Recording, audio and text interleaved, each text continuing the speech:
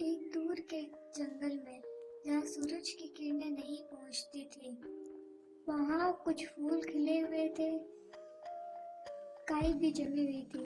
वहाँ एक छोटी सी परी रहती थी जिसका नाम गुलाबी परी था। गुलाबी परी बहुत ही दुखी थी क्योंकि उसका कोई दोस्त नहीं था। सभी अन्य परियां उससे डरती थी क्योंकि उसके पास चमकने की शक्ति नहीं थी। गुलाबी परी छाया में बैठकर सूरज को देख रही थी। वे हरे भरे फूल और पत्तियों को देखती है, फिर वे वहां से उठकर चली जाती है। तभी वे एक खूबसूरत गुलाब की झाड़ी के पास पहुंची। वे गुलाब की झाड़ी मुरझाई हुई थी। गुलाबी परी उस गुलाब की झाड़ी के पास बैठकर रोने लगी और उससे देखकर कहने लगी, मैं भी सुंदर नहीं हूँ, मैं भी तुम जैसी ही हूँ।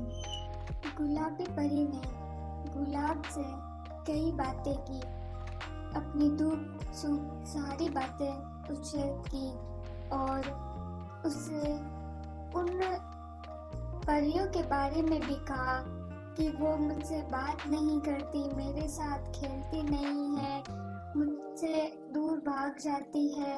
इस तरह से गुलाबी परी को एक तरह से गुलाब उसके दुख का साथी लगने लग गया था। तभी गुलाब ने कहा, सुंदरता केवल सुंदर होने में ही नहीं होती, बल्कि सुंदरता दया, करुणा और प्रेम के भाव में होती है। गुलाबी परी को लगा कि गुलाब सही कह रहा है, इसलिए उसने उसे देखभाल करने का फैसला किया। उसे प्यार से देखा, उसे पानी पिलाया, धूप में रखा और प्यार से छुआ। कुछ दिनों बाद एक चमत्कार हुआ। गुलाब फिर से फूल उठा। उसकी सुंदरता पहले से भी कहीं अधिक थी। जो कोई भी उसे देखता ही रह जाता। उसकी पत्तियां, उसकी टहनी, उसकी जड़ इतनी सुंदर हो गई थी मानो मन मोह ले। गुलाबी परी भी चमकने लगी, लेकिन ये चमक एक अलग ही तरह की चमक थी। दया और करुणा की चमक थी। उस दिन के बाद से वो जंगल भी बहुत ही हरा भरा हो गया था। वहाँ की हवा भी बहुत अच्छी हो गई थी। फल फूल भी खिलने लगे। वहाँ की अन्य परियां भी आश्चर्यचकित होने लगी। उन्होंने देखा कि गुलाबी परी कितनी दयामय और करुणा से भरी है। वो अब और भी ज्यादा चमकने लगी और सुंदर दिखने लगी थी। उन परियों ने गुलाबी परी के साथ जल्दी खेलना शुरू किया और देखते देखते गुलाबी परी की कई दोस्त बन गई। सारी परियां ही गुलाबी परी को चाहने लगी थी और उसके साथ अच्छा व्यवहार करने लगी थी। अब गुलाबी परी और अन्य परियां जो उस जंगल में रहती थी, वे एक साथ रहने लगी।